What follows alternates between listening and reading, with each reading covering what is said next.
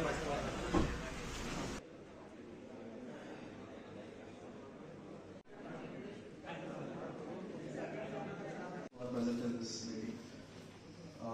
also extend my heart.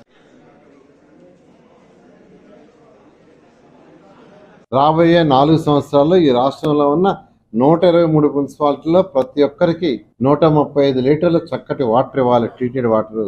వాళ్ళు use చేసిన water drain చేయటంలో కూడా దాన్ని ట్రీట్ చేసి మళ్ళీ కాలువలు కదలాలి. వర్షం వస్తే చక్కగా నీళ్లు పోవాలి, లైట్లు ఉండాలి, రోడ్లు ఉండాలి.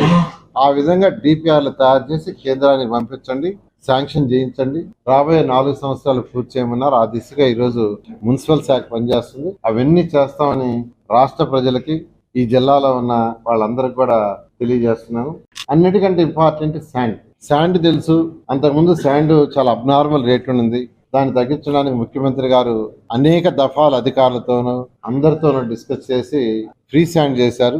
అయినా కొన్ని ప్లేసుల్లో, మన యొక్క కాకినాడ లాంటి ప్లేసుల్లో, ఎందుకంటే కాకినాడకి పక్కనే రివర్ లేదు, మనకు రాజమండ్రి నుంచి రావాలా. దీని రేటు ఇంకా కొద్దిగా ఎక్కువ ఉంది. తగ్గినా ఇంకా తగ్గాలని యాక్చువల్గా అంటే 21 లారీ 21,000, 22,000, 20,000. ఇవాళ ఏదో 19,000 అన్నారు. ఇందాకనే ఇవాళ 19,000 ఉన్నారు. అది 16,000కి వస్తే బాగుంటుంది సార్, రీజనబుల్గా ఉంటుందని. ఏది ఏమైనా గత ప్రభుత్వం, వైసీపీ ప్రభుత్వం పరిపాలన చేయటం రాక ఒక యుగోతో, పరిపాలన అంటే కాన్స్టిట్యూషన్ మనకు ఉంది, రాజ్యాంగం ఉంది. అక్కడ రాజ్యాంగం ప్రకారం స్టేట్ గవర్నమెంట్స్, స్టేట్ అసెంబ్లీ నడుచుకోవాలా. వాళ్ళు చేసిన శాసనాలని ఇక్కడ శాసనాలు చేస్తాం. ఆ శాసనాలని జీవో రూపంలో వస్తాయి. అది అధికారులు చేయాలా. కాన్స్టిట్యూషన్ తెలియదు, ఇక్కడ అసెంబ్లీలో శాసనాలు తెలియదు, జీవోలు తెలియదు, ఎవరి పాటు వాళ్ళు చేశారు.